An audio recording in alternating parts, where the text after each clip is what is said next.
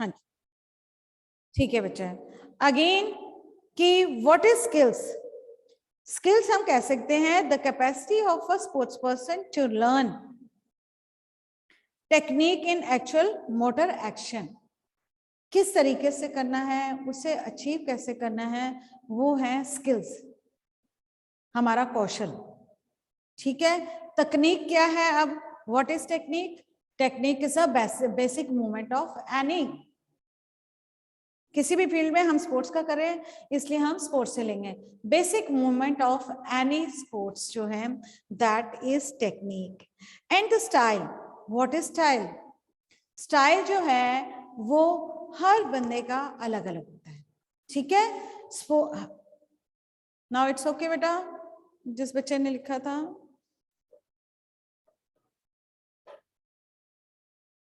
अब ठीक है। अब स्टाइल क्या है बेटा?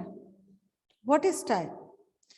हर एक from person to person a way, attitude, habits, doing the work is different. हर एक का काम करने का तरीका जो है, हर एक की फिजिक के अकॉर्डिंग, उसके स्वभाव के अकॉर्डिंग जो भी वो काम करता है, जिस भी तरीके से करता है, उसे हम कहते हैं स्टाइल। उसे हम क्या कहते हैं? स्टाइल। ठीक है, हर एक का अपना अपना स्टाइल होता है काम करने का, और वो उसी तरीके से काम को करता है। ठीक है, इसमें हर इंडिविजुअल का जो है बेटा वो वेरी करता है फ्रॉम पर्सन टू पर्सन, मतलब हर एक का डिफरेंट वे है। अगर हम नॉर्मली बड़ी जो डेली की चीजें हैं उनका ही ले लें तो स्कूटर चलाने का हर एक का स्टाइल अपना है, sitting on that scooter and driving it, handle पकड़ने का, keeping the legs in a different form, sitting on the seat in a different form, that is called a style. हर एक का गेम खेलने का स्टाइल अलग है। ठीक है ना, कैसे परफॉर्म करना है उसने, उसे किस तरीके से करना है, कहां पर वो कंफर्ट फील करता है, उसे कहते हैं उसका स्टाइल। ठीक है, तकनीक, टेक्निक्स एंड स्टाइल, ये तीनों चीजें एक्चुअल में कोरिलेट है, स्किल्स, टेक्निक्स एंड स्टाइल। ठीक है, अगर हम बुमराह, जसप्रीत बुमराह की बात करें तो उसका अपनी एक अलग टेक्निक है बॉलिंग की, और उसका एक अपना स्टाइल है बॉलिंग करने का। ठीक है ना बेटे, बैट्समैन में ले लें, बैडमिंटन के लिए ले लें, बास्केटबॉल के लिए ले लें, किसी भी चीज में ले लें, हर एक की अलग अलग स्किल्स लर्निंग के साथ साथ जिस जहां पर वो इफेक्टिवली करते हैं। ठीक है ना, स्किल्स जो तो है सर्टेनिटी और एफिशिएंसी के साथ इफेक्टिवली किसी काम को करना, लेकिन जो स्टाइल है वो हर एक का अलग है। उसे हैंडल से किस तरीके से पकड़ना है बैडमिंटन रैकेट को, ये हर एक का अपना अपना तरीका है।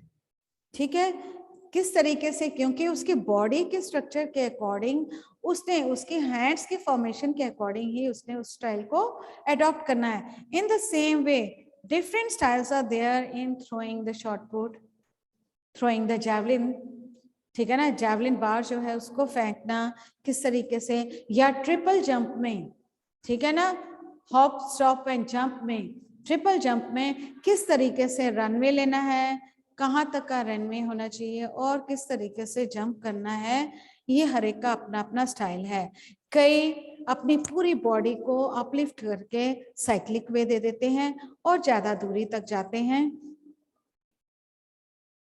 उदयवीर, बेटे मुझे दिख नहीं रहा उदयवीर, कहाँ पे मैं एंटर करूं उसको, I can't find him. Udayveer को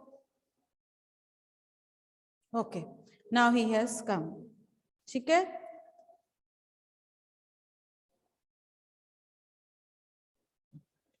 अब ये क्या है, ये है स्टाइल्स। हर एक गेम में, हर एक लाइफ के उसमें सबके अलग अलग स्टाइल्स होते हैं। स्किल्स जो हैं वो effective learning of motor action. उसके बाद basic movement of sports, skill के द्वारा जो हम लर्न करते हैं उन्हें टेक्निक्स कहते हैं। और अब टेक्निक ही है ना, उस दिन कहा था कि शॉर्ट पुट, मैडम इसको कैसे पकड़ना है, अगर हम टेक्निकली उसे सही तरीके से पकड़ेंगे तो we can give a better output whereas when we are throwing or putting the shot put in a wrong, not in a correct manner, तो हमारा वर्क जो है वो प्रॉपर नहीं होगा। ठीक है, टेक्निक क्या है शॉर्टपुट को पकड़ने की, कि हमने उसकी ग्रिपिंग कैसे करनी है, हमने उससे फिंगर्स नॉट के ऊपर किस तरीके से रखना है, इस चीज को हॉलो क्यों रखना है, इसको होल्डिंग कहते हैं, इस शॉट को हमने किस तरीके से पैराबोला बनाना है या हाइपर पैराबोला बनाना है या सिंपल डिलीवर करना है।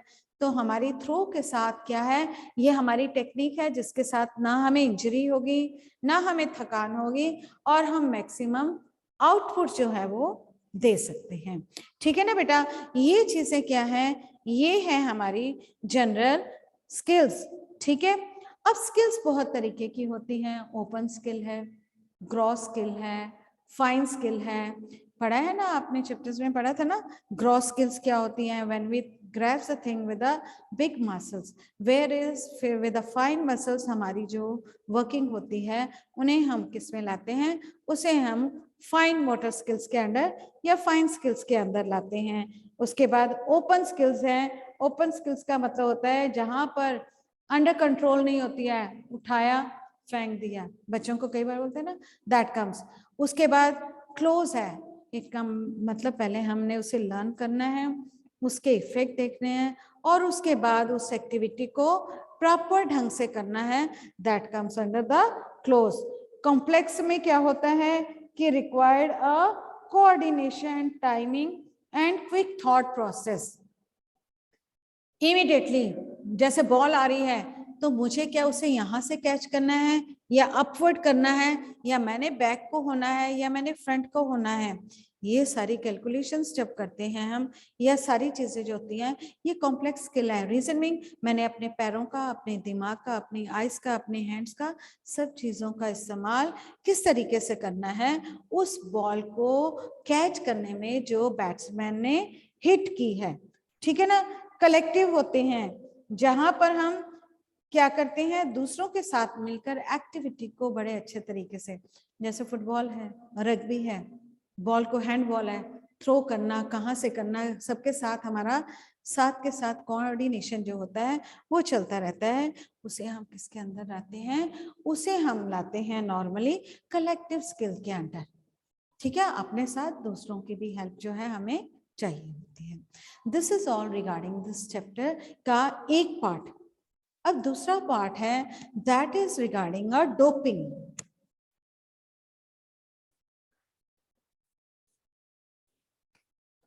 वर्ड सुना है बेटा,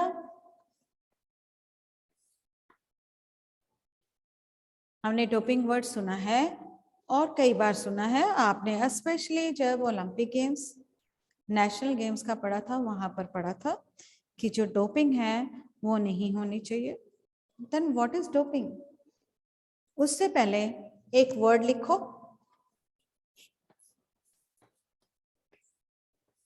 दिस इज अ एब्रिवेशन, ये है एब्रिवेशन। अब ये क्या एब्रिवेशन का क्या फुल फॉर्म हो सकती है, कोई बता सकता है? डब्ल्यू वाडा का क्या मतलब होता है, what is the meaning of वाडा, कि कोई बच्चा बता सकता है बेटे, एनी वन ऑफ यू, कि ये वर्ड किस लिए या किस चीज के साथ स्टैंड करता है, ये किस चीज से रिलेटेड है? W is for World Anti-Doping Agency. WADA is W. W stands for World, A stands for Anti, D stands for Doping and A stands for Agency. जो एजेंसी इस चीज को खत्म, जो प्रोहिबिटेड सब्सटेंसेस हैं जिनके लेने से हमारी परफॉर्मेंस जो है उसमें फर्क आता है, एनहांस होती है, no doubt.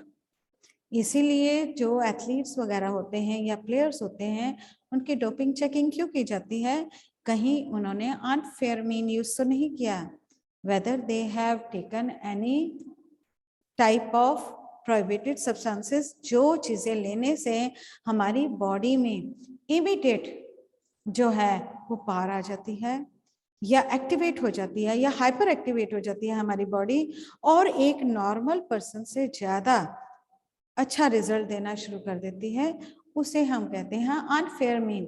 Because of a same age, same level, same जो है वो परफॉर्मेंस होती है, उसमें जो अपना हार्डवर्क और रेपिटेशन होता है उससे परफॉर्मेंस में बेटरमेंट तो आती है। लेकिन यहाँ पर जब हम प्रोहिबिटेड सब्सटेंसेस लेते हैं तो हमारी परफॉर्मेंस हमारे माइंड को भी नहीं पता चलती, हमारी एक्टिविटी जो है उसके बारे में हमें भी ज्यादा ज्ञान नहीं होता। ठीक है ना बेटा? तो हम उसे क्या कहते हैं? उसे हम कहते हैं डोपिंग। क्या कहते हैं बेटा? Doping. So what is doping? The use of a unfair और any method or to gain or to enhance your energy। ठीक है ना? या स्ट्रेंथ को एनहांस करने के लिए जब हम किसी प्रकार के भी प्रोहिबिटेड सब्सटेंसेस लेते हैं उन्हें हम क्या कहते हैं? उसे हम कहते हैं डोपिंग। ये पहले पहले तो ठीक रहता है, लेकिन बाद में हमारी पूरी बॉडी को हार्म करने में या नुकसान देने में सबसे ज्यादा ये हेल्पफुल होती हैं। ठीक है? ये हेल्पफुल होती हैं हमारी बॉडी को खराब करने में। ठीक है? अब समझ में आ गया? वाडा का मतलब है world anti doping agencies. Doping का मतलब क्या है? टू यूज ऑफ रेकमेंडेड या हम कह सकते हैं प्रोहिबिटेड सब्सटेंसेस जो हैं उसे लेना, और जिसके कारण हम एडवांटेज ये तो ले लेते हैं कि कंपटीशन में हमारी जो एनर्जी या हमारी स्ट्रेंथ जो है वो एनहांस हो जाती है, लेकिन ये बाद में हमारी बॉडी को खराब करने में हेल्पफुल होते हैं।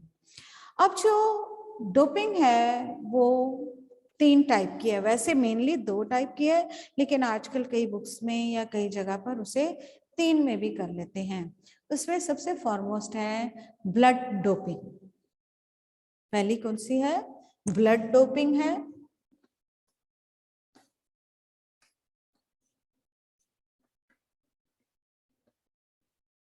दूसरी है जी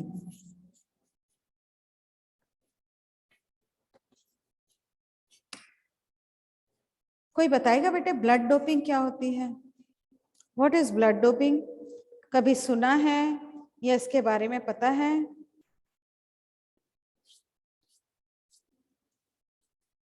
किसी ने कभी सुना है ब्लड डोपिंग होती क्या है?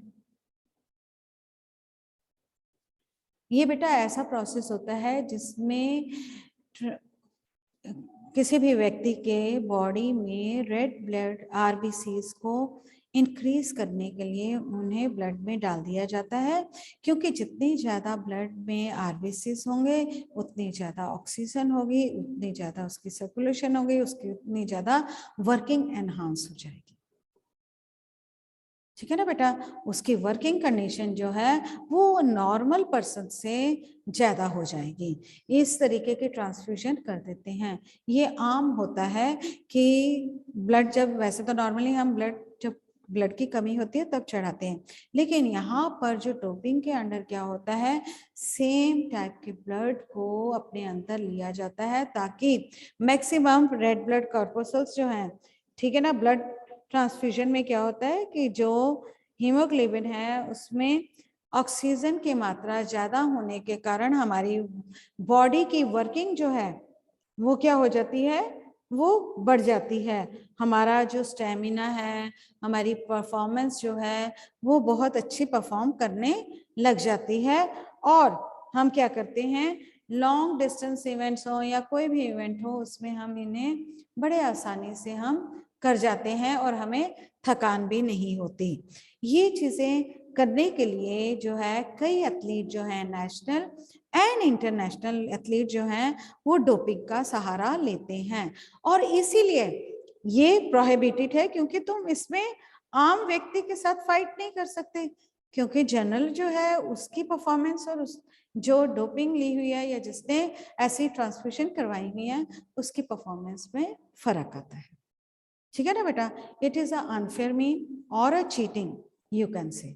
चीटिंग का मतलब है चीट करने का, या अनफेयर मीन का मतलब है सही तरीके से ना चलकर उसे दूसरे तरीके से ज्यादा एनर्जी गेन करके हम उस काम को जब करते हैं उसे हम क्या कहते हैं, उसे हम कहते हैं डोपिंग। ठीक है बेटा। और तुम्हें पता है कि इसके लिए अगर ये जरूरी नहीं है कि बिफोर डोपिंग टेस्ट जो हैं वो करवाए जाते हैं गवर्नमेंट के द्वारा, अगर कोई कंप्लेंट कर दे या किसी को शक हो जाए किसी के परफॉर्मेंस पर, जैसे जॉन बेंसन का था ना, बेन जॉनसन का यही था ना कि उसके परफॉर्मेंस को देख के ही ये सोचा गया था और उसकी क्या की गई थी, उसकी डोपिंग टेस्ट करवाया गया था। ये बिफोर करवाया जा सकता है, even after the competition also ही डोपिंग टेस्ट हो सकता है। ये जरूरी नहीं है कि सिर्फ डोपिंग टेस्ट जो है वो पहले करवाया जाता है, ये डोपिंग टेस्ट जो है वो बाद में भी करवाया जा सकता है अगर हमें शक हो जाए कि नहीं this person has done this और he has used a unfair mean. ठीक है ना बेटा, हम उसका फिर वो टेस्ट करवाते हैं। इसीलिए ओलंपिक गेम्स में, इंटरनेशनल गेम्स में ये कहा गया है कि हमें इसकी डोपिंग जो है वो टेस्ट जरूरी होगा और कोई भी प्रोहिबिटेड सब्सटेंसेस को नहीं लेगा। ठीक है ना बेटा, अब समझ में आ गया कि व्हाई इट इज नेसेसरी और why it is always written in the Olympic rules and in a national rules. अब है दूसरा जीन डोपिंग। इसमें क्या होता है बेटे, हमारी मॉडिफिकेशन जो है वो हमारे जीन्स में की जाती है। ठीक है, जीन्स का पता है travelling from the parents to the offspring, लेकिन इसमें दूसरों के भी लिए जाते हैं ताकि हमारी परफॉर्मेंस को बेटर शो किया जाए। अब जो डोपिंग टेस्ट है उसको चेक कैसे किया जाता है? Through your hair, through your saliva, through your skin. इसके टेस्ट के टाइम में हमारा स्लाइवा लिया जा सकता है, हमारे हेयर के थ्रू जो है वो डोपिंग टेस्ट को चेक किया जा सकता है। ठीक है, इतनी बात समझ में आ गई बेटा? This much is clear to you बेटा? Now let's move to the next point, that is कि कौन कौन से ऐसे सब्सटेंसेस हैं जो हम नॉर्मली हमें नहीं लेने होते, या वैसे तो जो ड्रग्स वगैरह हैं बेटे वो मेडिसिन में भी यूज होते हैं, but they are in a appropriate manner for the betterment of the life. वहां पर ये नहीं हम कह सकते कि हम डेली स्टीरॉइड्स हैं, स्टिमुलेंट्स हैं, हार्मोन्स का है बेटा, बीटा ब्लॉकर्स हैं, कितने ऐसे हैं। ठीक है, उन्हें जो है वो यूज करते हैं हार्मोन्स की ग्रोथ के लिए, हम यूज करते हैं। ठीक है ना, हमारी नॉर्मल जो है हार्मोन्स की जो ग्रोथ होती है जिसके द्वारा हम बेटर रिजल्ट दे सकते हैं वो है। फिर स्टीरॉइड्स हैं, स्टिमुलेंट्स हैं, नार्कोटिक्स हैं, ये भी टाइप ऑफ ड्रग्स हैं बेटा। ठीक है, ड्यूरेटिक्स हैं, ये सारी चीजें जो हैं ये प्रोहिबिटेड है, ये गवर्नमेंट के द्वारा भी प्रोहिबिटेड है कि हम आम नहीं ले सकते हैं आम तरीके से। हाँ, मेडिसिन में इसकी जो है वो मात्रा जो है वो बहुत कम होती है, and this is for the betterment of the person. अब स्टेरॉइड्स होते क्या हैं? आपको पता है कि स्टेरॉइड्स क्या होते हैं? कभी सुना या पता है कि ये क्या चीजें होती हैं और ये किसमें हेल्पफुल होती हैं? स्टेरॉइड्स किस लिए लिए जाते हैं बेटे, या स्टिमुलेंट? स्टेरॉइड्स क्या होता है, किसी को पता है? ये एक्चुअली ग्रोथ और हीलिंग के लिए बहुत ही अच्छी चीज है तो मेडिसिन है, तभी हम मेडिसिन को भी उसमें वो लाते हैं ना ड्रग्स में। लेकिन मैं बार बार बोल रही हूँ कि उसकी क्वांटिटी का फर्क होता है। Taking a thing in a excess और in not in a perfect manner, तो वो हमारे लिए हार्मफुल है। चाहे हमें पहले वो आसानी से बहुत अच्छा दिखते हो, लेकिन बाद में हमें ये बहुत ज्यादा खतरनाक होती हैं हमारे लिए। इससे क्या होता है बेटे, जब हम स्टेरॉइड्स लेते हैं हमारी स्पीड जो है वो बहुत इफेक्टिव या फास्ट हो जाती है, हमारी स्पीड फास्ट हो जाती है, पावर और स्ट्रेंथ जो है एक्टिविटीज करने के लिए वो बहुत ही हाई हो जाती हैं। हम आसानी से उन गेम्स को कर लेते हैं जिनके बारे में हम पहले कभी सोचते नहीं हैं। और तुम्हें ये पता है कि जो स्टेरॉइड्स हैं वो बनते किस चीज के हैं? एनिमल्स के सेक्स ऑर्गन से ये बनते हैं। ठीक है बच्चे, इस चीज को ध्यान में रखना कि ये ग्रोथ के लिए, हीलिंग के लिए हेल्पफुल है। ये एनिमल सेक्स ऑर्गन से बनते हैं। ये हमारी स्पीड को, स्ट्रेंथ को इफेक्टिव कर देते हैं किसी भी एक्टिविटी के लिए। ठीक है, इसलिए ये एक जो है स्ट्रॉन्ग केमिकल्स हैं जो हमारी बॉडी में जाने से हमारी बॉडी के कई सिस्टम्स को खराब करने में भी हेल्पफुल है। ठीक है, अब नॉर्कोटिक क्या है? ये कभी नाम सुना है? इससे नॉर्मली लेने से क्या हो जाता है? हमारा सेंट्रल नर्वस सिस्टम थोड़ा स्लो हो जाता है। वी फील स्लीपी, नींद सी आनी।